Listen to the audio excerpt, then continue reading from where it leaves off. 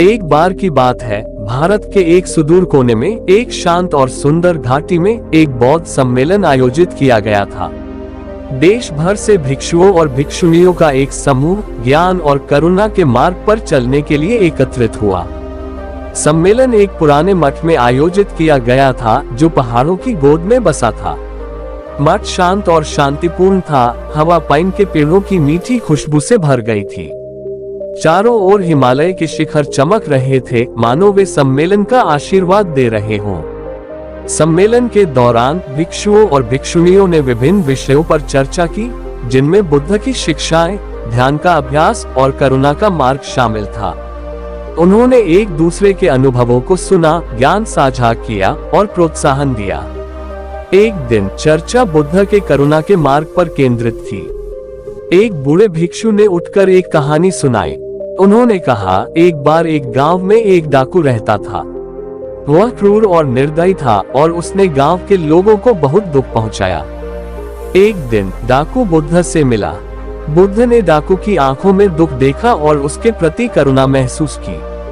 बुद्ध ने डाकू से बात की और उसे अपने जीवन को बदलने का रास्ता दिखाया। डाकू बुद्ध की शिक्षाओं से इतना प्रभावित हुआ कि उसने डाकू का जीवन त्याग दिया और एक भिक्षु बन गया। भिक्षु की कहानी सुनकर सभी शांत हो गए। उन्होंने सोचा कि कैसे बुद्ध की करुणा ने सबसे क्रूर व्यक्ति को भी बदल सकती है। उन्होंने महसूस किया कि करुणा ही सच्ची शक्ति है और ये दुनिया को बदल सकती है। सम्मेलन के दौरान भिक्षुओं और भिक्षुणियों ने न केवल बौद्ध धर्म के सिद्धांतों के बारे में सीखा, बल्कि उन्होंने करुणा का अभ्यास करना भी शुरू किया। उन्होंने मठ के आसपास के गांवों की यात्रा की और जरूरतमंदों की मदद की। उन्होंने बीमारों की देखभाल की, भूखों को खाना खिलाया और बेघरों को आश्रय दिया। सम्मेलन के अंत में भिक्षुओं और भिक्षुणियों का दिल करुणा से भर गया था। वे दुनिया को एक बेहतर जगह बनाने के लिए दृढ़ थे।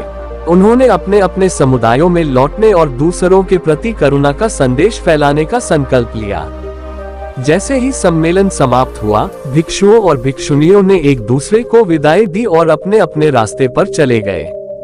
लेकिन उनके दिलों में करुणा की चिंगारी जलती रही और वे जानते थे कि उन्होंने जो कुछ सीखा है वह दुनिया में बदलाव ला सकता है। मुझे आशा है कि यह कहानी आपको पसंद आई होगी। ये हमें याद दिलाती है कि करुणा दुनिया की सबसे शक्तिशाली शक्ति है। ये हमें दूसरों के प्रति दयालु होने और दुनिया को एक बेहतर जगह बनाने के लिए प्रेरित कर सकती है।